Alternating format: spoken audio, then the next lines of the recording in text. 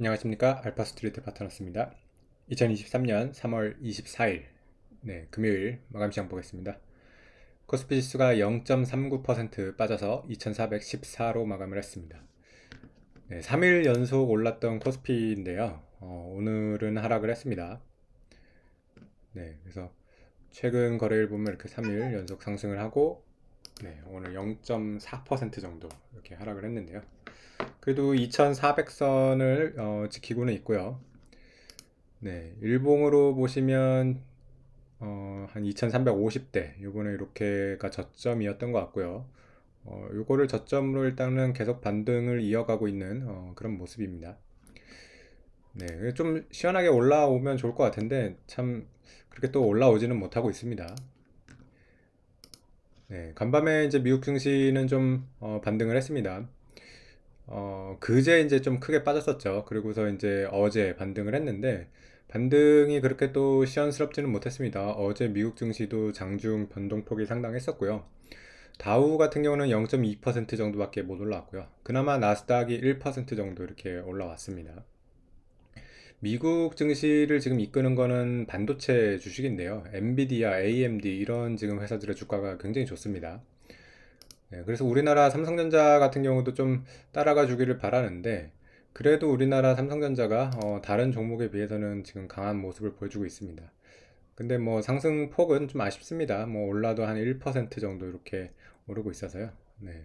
좀 아쉽긴 한데 그래도 이런 지금 수급이나 이런 게 굉장히 좋아요. 삼성전자 오늘도 지금 외국인 600만 주 이상 이렇게 매수한 거로 나오거든요. 그래서 오늘 상승폭은 그렇게 크지 않았지만 지금 수급상으로 상당히 돌아오고 있는 그런 모습이 보입니다. 그래서 삼성전자가 이번에야말로 좀 제대로 반등을 할 수 있을지 좀 기대가 되는 그런 상황입니다.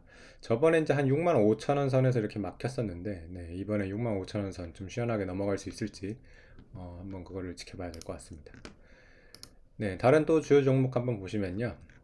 오늘은 2차전지가 좀 약했습니다. LG화학이 이렇게 3%대 빠졌고요. 삼성 SDI도 3.6% 빠졌네요. 에너지솔루션도 1% 이렇게 빠지면서 2차전지 쪽이 대체적으로 약했고요. LNF만 좀 특이하게 오늘 많이 올랐네요. LNF는 7% 이렇게 올랐습니다. 그리고 또 오늘 또 하락이 유독 컸던 게 은행주 쪽이 많이 빠졌는데요. KB금융이 3.8%, 신한지주가 3.3%, 하나금융지주도 3.8% 이렇게 빠지면서 은행주가 참 요새 계속해서 이렇게 약한 모습을 보여주고 있습니다. 참 은행주가 그 바람 잘 날이 없는데요, 보면. 하나금융지주 같은 경우도 보시면 이때 이제 5만 3천 원까지 갔던 게 은행이 이제 주주환원 기대감으로 이렇게 올랐었거든요. 이렇게 오르던 게 이제 정부에서 이제 또 압박이 들어오고 이런 주주환원 기대감이 꺾이면서 참 이거는 주주 입장에서 안타까운 일이죠. 우리나라의 주주 가치가 제대로 참 지켜지지 않는다는 그런 얘기인데 어쨌든 그러면서 이렇게 쭉 하락세를 탔는데 오늘 같은 경우는 특히 이제 또 그 지금 은행 시스템이 계속 위기를 맞고 있죠. 글로벌 은행 시스템들이 지금 돌아가면서 계속 위기를 맞고 있는데 미국의 SVB부터 시작해가지고 지금 시그네처 은행 그리고 스위스의 이제 크레디티 스위스 오늘은 또 지금 독일의 도이치뱅크가 또 위험하다는 그런 또 루머가 계속 돌고 있습니다. 그러면서 이런 은행 시스템 위기가 계속해서 좀 잦아들지 않는 그런 모습이고요. 계속 약한 은행 쪽으로 이렇게 번져 나갑니다. 그래서 우리나라 은행 같은 경우는 뭐 그렇게 지금 위험한 그런 상황은 아닌데 아무래도 이제 은행 섹터가 전체적으로 빠지다 보니까 이렇게 같이 이렇게 끌려 내려가는 그런 모습이 나오고 있습니다.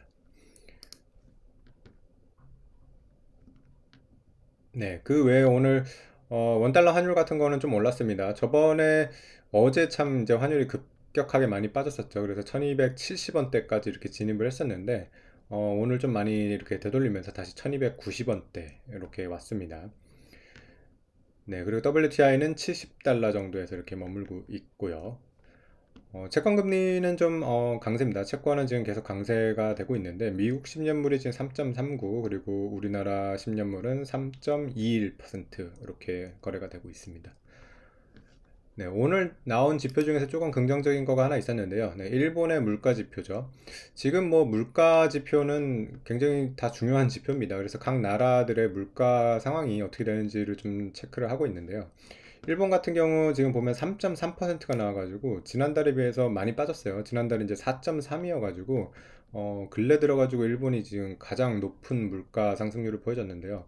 네, 그래도 또 확 꺾이는 그런 모습이 나왔습니다. 그래서 1%나 빠지면서 3.3으로 이렇게 물가 상승률이 많이 빠졌습니다. 네, 그래서 미국 물가 상승률이 정말 중요할 것 같아요. 지금 미국 물가 같은 경우는 가장 최근에가 이제 6%가 나왔었고요. 이제 4월 12일에 지금 이제 발표가 예정이 되어 있는데, 이제 3월 물가 상승률이죠. 이때 좀 많이 빠지면 굉장히 긍정적인 신호가 될 거예요. 그래서 미국 물가 지표가 좀 빠지기를 그렇게 좀 기대를 하고 있습니다. 네. 그리고 오늘 뭐 외국인도 우리나라 이제 400억대 이렇게 사면서 아무래도 이제 삼성전자 매수가 많이 들어왔기 때문에 외국인 매수가 이렇게 플러스로 잡혔던 것 같습니다. 네, 그래서 우리나라 뭐 2,400대 이렇게 계속 지키고는 있는데, 오늘 뭐 삼성전자 흐름이 상당히 좋았던 것 같아서, 네, 좀 기대를 조금씩 해봅니다. 그래서 삼성전자가 이렇게 외국인들 매수 많이 들어오는 게 좀 오랜만이라서, 좀 반도체가 이제 드디어 좀 턴을 하나, 뭐 그런 기대를 좀 가지고 있고요. 네, 그래서 좀 삼성전자가 이렇게 잘 이끌면 지수 분명히 2,500대 다시 이렇게 좀 갈 수 있지 않을까, 네, 그런 생각이 듭니다. 네, 오늘 시황은 여기까지 하겠습니다. 감사합니다.